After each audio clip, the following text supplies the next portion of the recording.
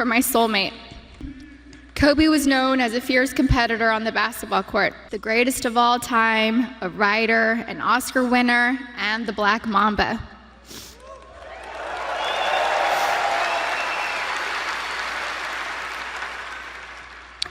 But to me, he was Kobe, my boo-boo, my baby, my papi chulo. I was his Bibi, his principesa, his reina, his queen mamba, and his Visky, Maniski, Fabuliski. I couldn't see him as a celebrity, nor just an incredible basketball player. He was my sweet husband and the beautiful father of our children. He was mine. He was my everything. Kobe and I have been together since I was 17 and a half years old. I was his first girlfriend, his first love, his wife, his best friend, his confidant, and his protector. He was the most amazing husband. Kobe loved me more than I could ever express or put into words. He was the early bird, and I was the night owl. I was fire, and he was ice, and vice versa at times. We balanced each other out. He would do anything for me. I have no idea how I deserved a man that loved and wanted me more than Kobe. He was charismatic, a gentleman. He was loving, adoring, and romantic. He was truly the romantic one in our relationship and looked forward to Valentine's Day and our anniversaries every year. He planned special anniversary trips and a special traditional gift for every year of our marriage. He even handmade my most treasured gifts.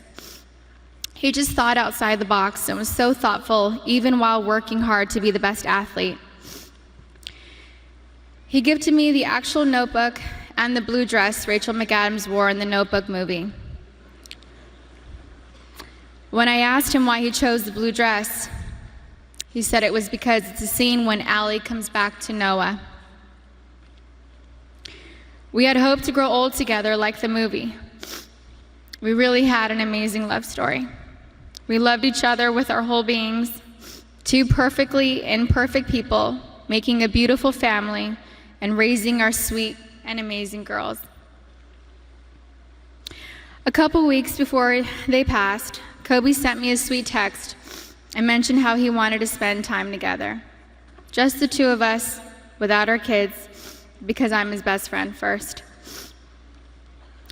We never got the chance to do it. We were busy taking care of our girls and just doing our regular, everyday responsibilities. But I'm thankful I have that recent text.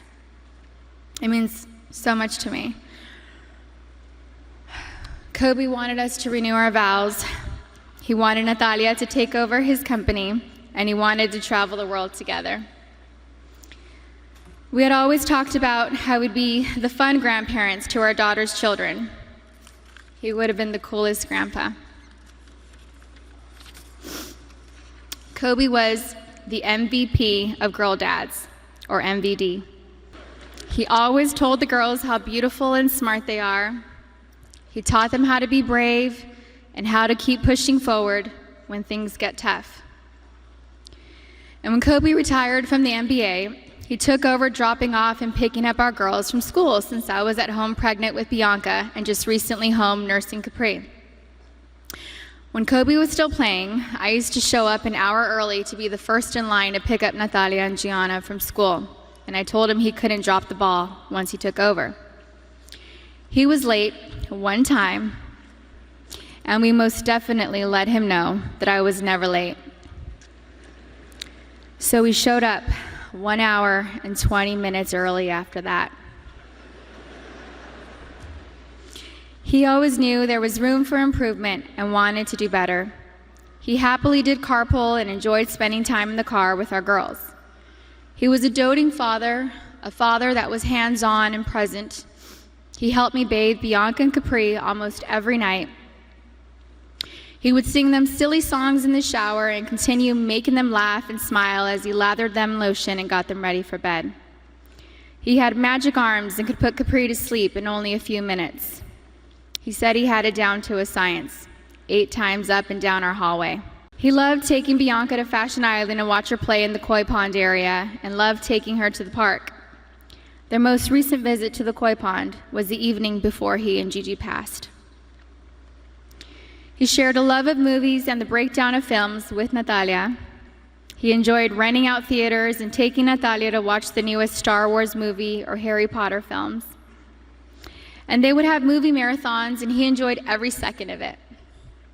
He loved your typical tearjerkers too. He liked watching Stepmom, Steel Magnolias, and Little Women. He had a tender heart. Kobe somehow knew where I was at all times, specifically when I was late to his games.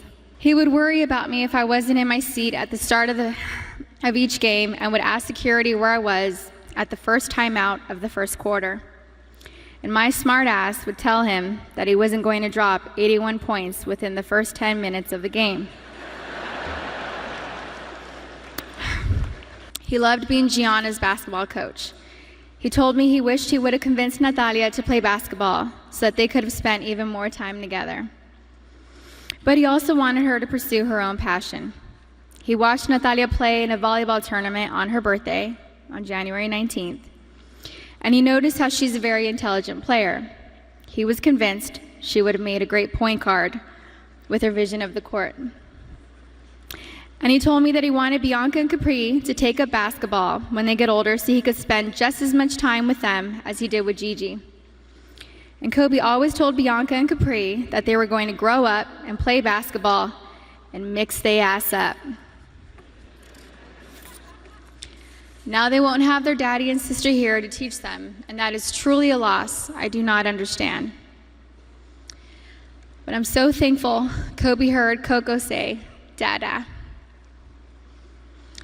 He isn't going to be here to drop Bianca and Capri off at pre-K or kindergarten. He isn't going to be here to tell me to get a grip V when we have to leave the kindergarten classroom, or show up to our daughter's doctor's visits for my own moral support.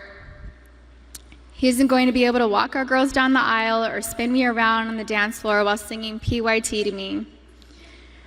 But I want my daughters to know and remember the amazing person, husband, and father he was.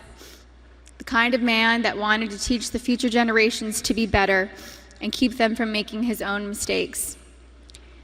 He always liked working and doing projects to improve kids' lives. He taught us all valuable lessons about life and sports through his NBA career, his books, his show Detail, and his Punies podcast series. And we're so thankful he left those lessons and stories behind for us. He was thoughtful and wrote the best love letters and cards, and Gigi had his wonderful ability to express her feelings into paper and make you feel her love through her words. She was thoughtful like him. They were so easy to love. Everyone naturally gravitated towards them. They were funny, happy, silly, and they loved life. They were so full of joy and adventure.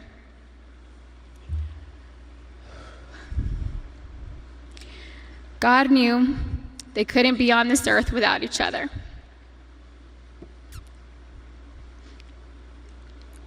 He had to bring them home to heaven together. Babe, you take care of our Gigi. And I got Nani, Bibi, and Coco. We're still the best team.